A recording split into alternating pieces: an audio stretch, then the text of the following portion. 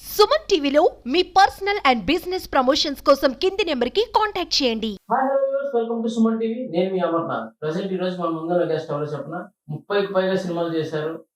ఒక ప్రభుత్వ పోలీస్ ఉద్యోగిగా పనిచేస్తూ విశాఖపట్నం భీమిలి నియోజకవర్గం నార్త్ సబ్ డివిజన్ లో ట్రాఫిక్ హెడ్ కానిస్టేబుల్ గా పనిచేస్తున్నటువంటి గుణబాటు రాజేష్ రాజు గారు ఉన్నారు మనతో. Sir, welcome to Suman TV. Sir నమస్కారం అండి, అమర్నాథ్ గారు. సార్, ఫస్ట్ ముందుగా మీ గురించి. నా పేరు రాజేష్ రాజు అండి. యాక్చువల్గా మాది నేటివ్ వెస్ట్ గోదావరి భీమవరం. నేను ప్రజెంట్ ఇప్పుడు విశాఖపట్నం ట్రాఫిక్ పోలీస్ డిపార్ట్మెంట్లో చేస్తున్నాను. నాకు ఈ మూవీలో నటించాలని చిన్నప్పటి నుంచి కూడా నటన అంటే అదొక పిచ్చి వ్యామోహం ఏదైనా చెప్పొచ్చు. మరి అందరి కళాకారులలాగే నాకు కూడా నటన అంటే విపరీతం అనిపించి, కానీ ఎప్పటికైనా ఒక హాస్య నటుడిగా పేరు తెచ్చుకోవాలని, తెచ్చుకుంటానని చాలా కాన్ఫిడెన్స్తో ఉన్నానండి. తప్పకుండా సార్. సార్, అసలు 30 సినిమాలు పైగా చేస్తే మీకు కంటిన్యూటీగా మీ అవకాశాలు మీ దగ్గరికి వస్తాయి. మీ మీ అంటే ఫర్ ఎగ్జాంపుల్ నేను చూసినట్లో బాబా సినిమాలో ఒక కామెడీ సీన్ అయితే ఉంటుంది. సార్ 25కి వెళ్ళి ఫస్ట్కి వచ్చేస్తానని ఒకే ఒక్క వర్డ్తో ఇంచుమించు సినిమా మొత్తాన్ని గుర్తుంచుకునేలా చేశారు. సో అదొక్కసారి మాకు ఒకసారి ఆ సిచ్యువేషన్ చెప్తారు మీరు? షూర్, తప్పకుండానండి. అది బావ సినిమాలో మన రవితేజ తమ్ముడు భరత్ అని ఉంటారు కదా, ఆయన వాళ్ళ ఇంట్లో నేను పాలేరు క్యారెక్టర్ అనమాట. నేను ఈస్ట్ గోదావరి మాట్లాడతాను దాంట్లోను. అక్కడ నాకేంటంటే ఇంగ్లీష్ మాట్లాడడానికి సరదా, ఆ పాలేరుకి ఇంగ్లీష్ రాదు. దాన్ని చెప్పేది ఎదుటి వాళ్ళకి అర్థం కాక అక్కడ కామెడీ జనరేట్ అవుతుంది అనమాట అండి. అది అయ్యారు దండాలండి, పాలకొల్లో మా బామ్మది పెళ్ళండి తమరు ఓకే అంటే నేను పాలకొల్లు వెళ్ళి 21కి వచ్చి పట్టుకొచ్చేస్తానండి. 21కి పాలకొల్లు వెళ్ళి నేను పట్టుకొచ్చేస్తాను బాబు అంటే, ఆయనేమో భరత్ గారు, అరే ఏం పట్టుకొస్తారా? నేనేం పట్టుకొస్తానండి, నా కొడుకు ఏదో పట్టుకొస్తా అన్నప్పుడు నేనేం పట్టుకొస్తానండి అని చెప్పనేసి అట్లా అక్కడ హాస్యం జనరేట్ అవుతుందండి. చాలా అది మొత్తానికి ఒక ట్రేడ్ మార్క్ కింద అయిందండి. నేను ఆ మూవీ హిట్ అయింది సార్. అది ఇండస్ట్రీలో కూడా నేను ఎప్పుడు ఎక్కడికి వెళ్ళినా కూడా ఈ సీన్ చెప్తే నాకు ఒక ఐడెంటిటీ, గుర్తింపు, వాళ్ళ మర్యాదించడం, ఇచ్చే అవకాశాన్ని కూడా ఇవ్వటం. ఫస్ట్ సినిమా అంటే నేను బేసిక్గా మిమిక్రీ ఆర్టిస్ట్గా ఉండేవాడిని అండి. ఇప్పుడు కూడా మిమిక్రీ చేస్తుంటాను నేను. ఆ రకంగా మిమిక్రీ ఆర్టిస్ట్గా ఈ సెలబ్రేషన్ చేస్తారు సినిమాలకి, విజయోత్సవాల్లో నేను పరిచయం అయ్యి అట్లా అవకాశాలు సినిమా ద్వారా నేను వచ్చినాయండి. ప్రేమ పల్లకి అని సురేష్ రోజాగా నటించింది ఎప్పుడో నా ఫస్ట్ సినిమా అండి. దాంట్లో ఒక కానిస్టేబుల్గా చేశాను. ఆ తర్వాత అలా సినిమా ఏ సినిమాలో చేసినా డైలాగ్ అయితే డైలాగ్ ఉన్నది మాత్రమే నేను చేస్తూ వచ్చానండి. రకరకాల క్యారెక్టర్లు అన్నీ చేశాను.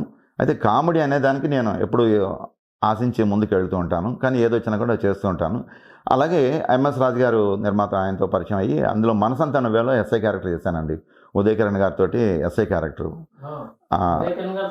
ఉదయ్ కిరణ్ గారితో రెండు వర్షం సినిమాలో ప్రభాస్ గారిని అరెస్ట్ చేయడం, ప్రకాష్ రాజ్ గారు కొంచెం ఏం తెలియనట్టుగా హోమ్ మినిస్టర్ ఫోన్ చేసినట్టుగా నాకు ఫోన్ చేసి మా అల్లుడిని కొంచెం వదిలిపెట్టండి అని చెప్పి అడగటం. ఇట్లా గోపిచంద్ గారితో ముగ్గురు కాంబినేషన్లో నా సీన్ ఉంటుందండి వర్షం సినిమాలో. అట్లా నాకు ఒక సినిమా చేసి ఆ పరిచయాలతో ఇంకో సినిమా అలా అలా ఈ 20 సంవత్సరాలు పైగా అయిందంటే సినిమాలో చేయడం మొదలుపెట్టి ఒక అవకాశాలు అలా వస్తున్నాయండి. సార్, ముందు మీరు హైదరాబాద్లో ఉండేవారు కదా? అవునండి, హైదరాబాద్ అంటే ఇక్కడ వైజాగ్ నుంచే నేను గాజువాక నుంచి ట్రాన్స్ఫర్ అయ్యి హైదరాబాద్లో నల్లకుంట అనే పోలీస్ స్టేషన్ ఒక 2 సంవత్సరాలు చేసిన తర్వాత జూబ్లీ హిల్స్ పోలీస్ స్టేషన్కి వచ్చానండి. అక్కడ తెలంగాణ విడిపోయిన బేస్లో నేను అప్పుడు మళ్ళీ ట్రాన్స్ఫర్ అయ్యి 2011లో విశాఖపట్నం సిటీకి వచ్చేసానండి. సార్, జూబ్లీ హిల్స్లో చేశారంటే మీరు నిజంగా చెప్పాలంటే కలముతల్లి ఒడిలో చేసినట్టే. ఎందుకంటే పెద్దలందరూ డైరెక్టర్లు కానీ ప్రతి ఒక్కరు అక్కడే ఉంటారు. సో ఈ నేపథ్యంలో ఎటువంటి డైరెక్టర్ని మీరు కాలేదంటారా? అసలు మీకు అవకాశాలు అంటే టాలెంట్ మీకు ఉంది కాబట్టి ఇంకా అవకాశాలు రాకపోవడానికి కారణం? ఇక్కడ ఒక విషయం మీకు చెప్పాలండి. అంటే ఇది నా మనసులోని ఆవేదన, బాధ ఏంటనేది నాలాంటి కళాకారులందరికీ కూడా అర్థమవుతుంది. అది నేను ఫర్ ఎగ్జాంపుల్ ఒక రాజమౌళి గారి సార్ని కలాలని చెప్పి, ఇదంతా మగధీరకకు ముందు జరిగిందండి.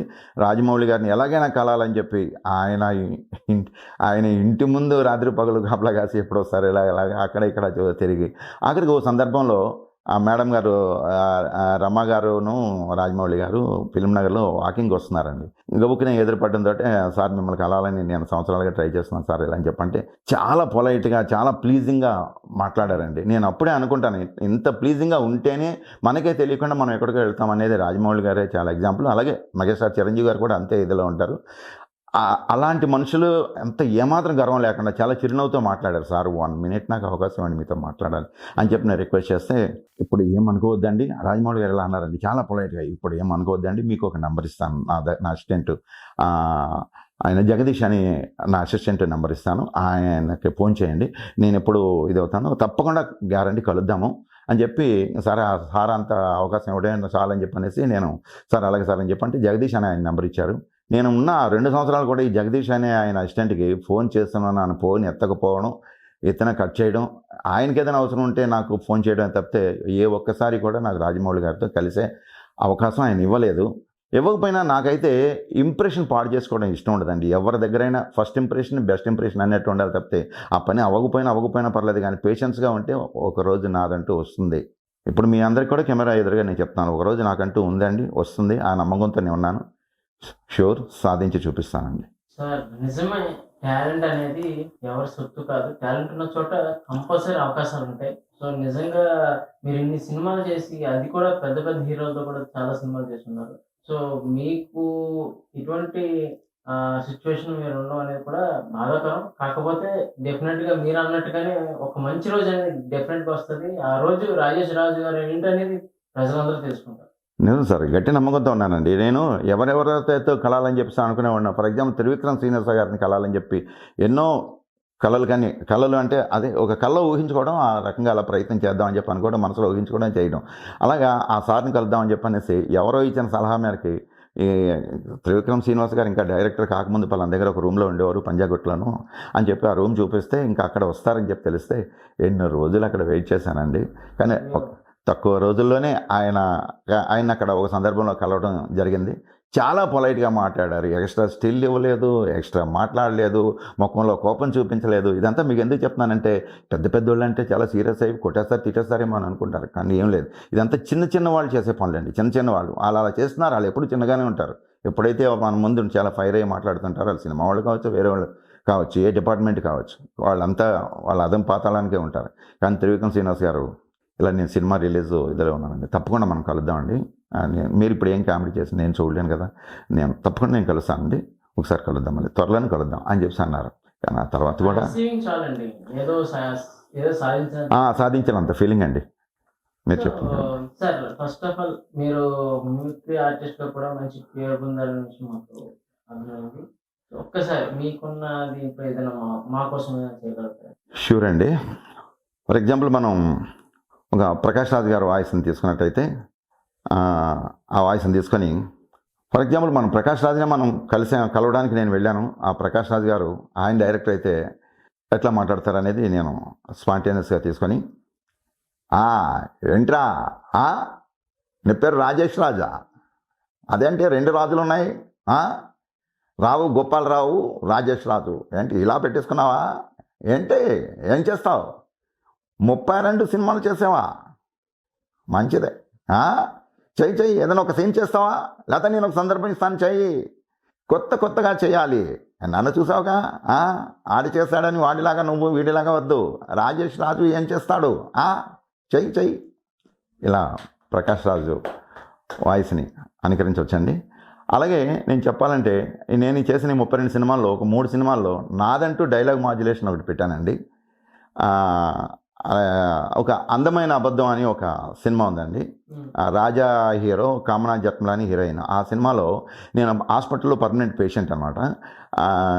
ఈ ఆలీ గారు ఒక 4 సీన్లు ఉంటాయి. సినిమా మధ్యలో వచ్చి పోలీసులు కొట్టారని చెప్పి కట్టలు కట్టుకొని నా పక్క బెడ్ మీద పడుకుంటారు. మళ్ళీ రౌడీలు కొట్టారని కట్టలు కట్టుకొని నా పక్క బెడ్ మీద పడుకుంటారు. సినిమా మధ్యలో వచ్చి ఇలా కామెడీ జరుగుతుంటుంది. ఆయన వచ్చినప్పుడు అలా అక్కడ ఉన్న నర్సుకి లవ్ చేయడానికి చూస్తారు. అది అవ్వకుండా నేను చూస్తుంటాను. ఆ చూసేటప్పుడు ఆ డైలాగ్ డెలివరీ ఎలా ఉంటుందంటే ఏదో ఒక కుక్క వచ్చి మీద పడిపోతున్నట్టుగా ఆ డైలాగ్ మాడ్యులేషన్ నాదంటూ నేను స్టైల్ పెట్టుకున్నానండి. అది ఎలా ఉంటుందంటే ఆలీ గారు వచ్చినప్పుడు, ఏం చెప్తున్నావు, మా చెల్లెలు లవ్ చేస్తావు, నువ్వు లవ్ చేస్తావా, అది ఆవిడకి ఎవరు లేరనుకున్నావు, నువ్వు జాగ్రత్త, ఇదిగో నీ అంత చూస్తాను, అర్థమైందా, ఇలాగా ఇది నా రాజేష్ రాజు అనేది. ఎందుకంటే నేను మిమిక్రీ ఆర్టిస్ట్గా అందరి వాయిస్లో అనుకరిస్తున్నప్పుడు నా వాయిస్ ఒకళ్ళు అనుకరించాలంటే నాకంటూ ఒక స్టైల్ ఉండాలి అని ఇలాగా నేను అలాగే ఇదే మాడ్యులేషను అందరి బంధువయ్య సినిమాలో నా కూతురు పెళ్ళి అని చెప్పి పెద్ద నరేష్ గారితో, కృష్ణ భగవాన్ గారితో, సర్వానంద్ గారితో అట్లా డైలాగ్ చెప్పుకుంటూ నేను తిరుగుతానండి దాంట్లో. ఆ తర్వాత ఇంకో సినిమా, ఒక కొత్త ఆర్టిస్టులో ఉన్న సినిమాలో కూడా అటెండర్ క్యారెక్టర్ ఈ మాడ్యులేషన్ తోటి. ఇదంటూ నా స్టైలు. ఇది ఒకటే కాదండి, మీరు గమనించాలి ఎవరు సినిమా వాళ్ళు ఎవరైనా సరే. నా దగ్గర ఇంకా కొత్తవి అయితే చాలా ఉన్నాయి. ఎవరు అడిగినా నేను ఏదైనా కొత్తగా చేయడానికి, కొత్తగా ప్రూవ్ చేసుకోవడానికి వీడెవడరా అని ఇండస్ట్రీలో అనిపించుకునే ప్రయత్నం, ఆ సంసిద్ధతతో నేను ఉన్నాను. కానీ ఎవరో చేసింది అనుకరించాలనేది అయితే నాకు వద్దండి, నేను అట్లా చేయను. సో సార్ చాలా మంచి టాలెంట్ ఉంది. సో ఒక్కటి చెప్పాలనుకున్నాను సార్, సినిమా తీసేది ఒకరు, సినిమా ప్రొడ్యూసర్ ఒకరు, డైరెక్ట్ చేసేది ఒకరు, నటించేది ఒకరు. ఇదంతా కష్టం హీరోది, డైరెక్టర్ది, ప్రొడ్యూసర్ది, అలాగే 24 క్రాఫ్ట్స్లో ఉన్న ప్రతి ఒక్కరిది. కాకపోతే దీన్ని ఆధారంగా బేస్ చేసుకొని కొంతమంది ఏజెంట్లు ఎవరైతే ఉన్నారో చాలా వరకు టాలెంట్ ఉన్న వ్యక్తుల్ని తొక్కేస్తూ, టాలెంట్ ఉన్న వ్యక్తుల్ని ఎంపిక చేయకుండా చాలా వరకు వాళ్ళే ఆపుతున్నారు. సో దేవుడు వరం ఇచ్చిన పూజారి వరం అవడం అన్నట్టు ఇలాంటి సిచ్యువేషన్స్ చాలా మంది అండి, టాలెంట్ ఉన్న వాళ్ళు చాలా మంది కనుమరుగు అయిపోతున్నారు. సో ఒక్కసారి దయించి ఇటువంటి టాలెంటెడ్ ఉన్న ప్రతి పర్సన్స్ కి వాళ్ళకి అవకాశం ఇచ్చి మరింత వారు ఆ కలమ్మ తల్లికి సేవ చేసుకునేలా మీరు చెయ్యాలని మనస్ఫూర్తిగా కోరుచున్నాం. Thank you sir, thank you. So casting కౌచ్కి వచ్చేసరికి సార్, ఇప్పుడు హైదరాబాద్ లో ఒక మూవీ చేయాలంటే వాళ్ళకి అంటే మామూలుగా ప్రజెంట్ ఇంకా ఫిల్మ్ ఇండస్ట్రీ విశాఖపట్నం ఆంధ్రప్రదేశ్ రాలేదు. సో ఈ సిచ్యువేషన్స్ లో ఎక్కడైనా ఒక సినిమాలోకి పాత్రలు కావాలంటే గనక ఒక ఏజెంట్ ని నమ్ముకునే పరిస్థితి. సో ఆ ఏజెంట్ల వ్యవహార శైలి ఎలా ఉంటుందంట? అదే మీరు అడిగిన ప్రశ్నకి సమాధానం చెప్పవలసినంత రేంజ్లో అయితే నేను లేనండి. చెప్పగలను, కానీ అంత చెప్పే అంత రేంజ్కి నేను కాదేమనుకున్నాను. అయినా మీరు అడిగారు కనుక ఆ విషయం చెప్తున్నాను. ఒక ఊరు మనం హైదరాబాద్ వెళ్ళాలి అని చెప్పి అనుకుంటే విశాఖపట్నం నుంచి సిచ్యువేషన్ వర్షాకాలం కాబట్టి పెద్ద వర్షాలు వరదలు వచ్చేస్తున్నాయని చెప్పంటే ఫ్లైట్లో వెళ్ళే వాళ్ళు ఉంటారు, లారీలు ఎక్కి వెళ్ళే వాళ్ళు ఉంటారు, బస్సులు ఎక్కి వెళ్ళే వాళ్ళు ఉంటారు, ట్రైన్ క్యాన్సిల్ అయిపోయినాయి పట్టాలి. కానీ ఎలాగోలాగా హైదరాబాద్ చేరుకోవాలి. ఒక 6 గంటల జర్నీలో చేసుకునేది 6 రోజులు కూడా పట్టవచ్చు. మొత్తం మీద జర్నీ చేరుకోవాలి. కానీ అదే మీరు అడిగారు కాబట్టి ఇక్కడ కాస్టింగ్ కౌచా ఆ లేడీస్కి కాస్టింగ్ కౌచ్ జరుగుతున్నదండి. అదైతే వింటున్నాము. ఇది జెంట్స్ కూడా క్యారెక్టర్ సంపాదించడానికి అనేక మార్గాలు. కొంతమంది ఫ్రెండ్స్ సిట్టింగు అనే వ్యూలో కొంతమంది వెళ్తారు, కొంతమంది వేరే రూట్లో వెళ్తారు. అంటే ఎవరికి తెలిసిన దారిలో వాళ్ళు ఉంటాయి. 4 దారులు మనకు తెలిసినా సరే ఇందులో ప్రధానంగా అందరూ హర్షించే దారి అంటే నీ స్కిల్ తోటి, నీ వర్త్ తోటి నువ్వు వెళ్ళు, అది స్టాండర్డ్గా ఉంటుంది. ఇంకొక రూట్లో వెళ్తే ఆ రూటు ఎప్పుడూ అలాగే జర్నీ అవుతుంటుంది. అది ఆ సెకండ్ రూటు అంటే మరి నేను డైరెక్ట్గా చెప్పలేక నేను అలా చెప్తున్నానండి. రకరకాల రూట్లలో వెళ్ళొచ్చు. ఒకడైతే కమిషన్తో ఏర్పాటు చేసుకొని వెళ్తాడు ఎవరి అండర్స్టాండింగ్ తోటి. ఒక టాలెంట్ నా వరకు నేను ఇంతమంది హీరోలతో చేసిన అయ్యా నేను సో అండి సునీల్ గారు కూడా వర్షంలో ఆయనతో నేను చేశాను. ఆయనకి నాకు పక్కనే రూమ్ ఇచ్చారు అప్పుడు రామోజీ ఫిల్మ్ సిటీలో వర్షం సినిమా షూటింగ్ అప్పుడు. నాది భీమవరం మీది భీమవరం అండి, మీరు మేము ఒకటేనండి అనే సాంగ్స్ కూడా నేను ఆయనతోటి చెప్పలేకపోయాను. అంటే చెప్పడం అంటే ఏంటో ఈగో లేకపోతే మరొకటి నాకేంటో అనేది నేను చెప్పలేకపోయాను. సో అండి మీరు ఎలాగైనా ఇది చేయండి నాకు హెల్ప్ కావాలి అని ప్రభాస్ గారితో నేను చెప్పలేకపోయాను, సునీల్ గారితో చెప్పలేకపోయాను, రవితేజ్ గారితో చేశాను, అమ్మ నాన్న తమ్ముడమ్మాయి ఆయనతో కూడా చెప్పలేకపోయానండి. కానీ నా అదే మూర్ఖత్వం లేకపోతే ఇన్నోసెన్స్ అనుకోండి. నా స్కిల్ చూసి గుర్తించకపోతారా, నా స్కిల్ చూసి ఇంకో అవకాశం రాకపోతుందా అనుకుంటున్నాను. ఇది బహుశా పొరపాటు ఏమో ఇన్ని సంవత్సరాలు అయ్యి ఇంకా ఇలా ఉన్నానంటే ఇది నేను నా రూట్ కరెక్ట్ కాదేమో అని ఇప్పుడు నాకు అనిపిస్తుంది. ఏదైనా కూడా నేను ఇంకో రూట్లోకి రాలేను. నాకు వచ్చిన అవకాశాన్ని సద్వినియోగం చేసుకుంటూ ఎదగడానికే. ఫర్ ఎగ్జాంపుల్ ఒకటండి, ఈవేళ నా యాక్టింగ్ చూస్తే 10 మందికి నచ్చవచ్చు, 2కి నచ్చకపోవచ్చు.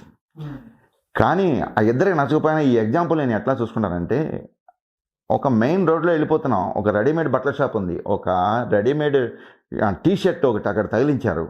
ఇలా రోడ్డు మీద వెళ్ళిపోతున్న అందరూ కూడా దానికా చూస్తున్నారు, అరే భలే ఉంది ఈ షర్టు అని చెప్పనేసి. కానీ దానికా చూసి వీడిగా చూసుకొని ఇది నా సైజు కాదు అని వెళ్ళిపోతున్నారు. కానీ దాని సైజుకి సరిపోయేవాడు ఒకడు వస్తాడు, వాడు వేసుకుంటాడు. అయ్యమ్మా ఏముందిరా బాబు అని అందరూ చూసి ఆ సైజ్ అడ్జస్ట్మెంట్లో కొంచెం చేసుకొని ఇంకా అందరూ పాపులర్ అవుతారు. అలాగే నా యాక్టింగ్ లైక్ చేసేవాళ్ళు వస్తారు.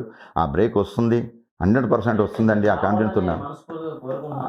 Thank you sir. So sir మీరు పవన్ కళ్యాణ్ ఆయన పేరు చెప్తే వైబ్రేషన్స్ వస్తాయి.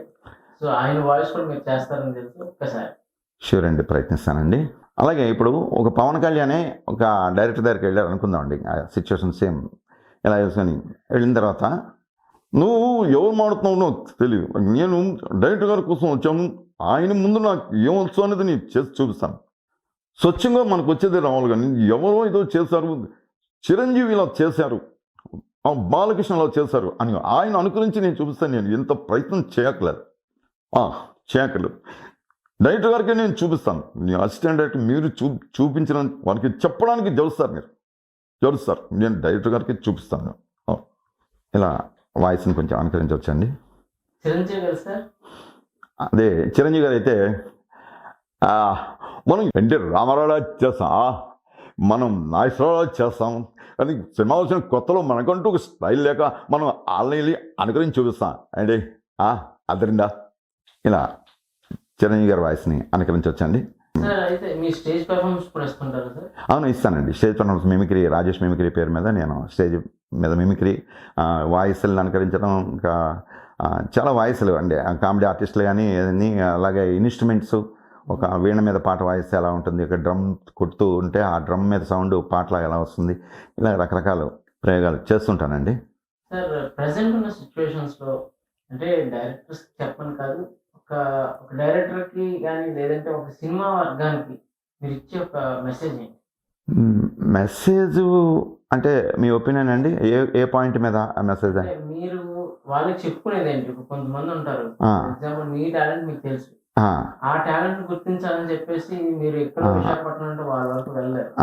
సో దాని ద్వారా మీ ద్వారా వాళ్ళు చెప్పాలనుకున్న మాట చెప్పాలన్న మాట అంటే, ఈ దర్శకులు అనేవాళ్ళందరికీ కూడా నేను చేతులు ఎత్తి నమస్కరిస్తూ ఒక విన్నపం అండి. నేను కావచ్చు, మరొక నటుడు కావచ్చు, ఏదో చేయాలని వచ్చేవాళ్ళకి వాడి దగ్గర సరుకుంది అని చెప్పంటే 1 minute చాలండి.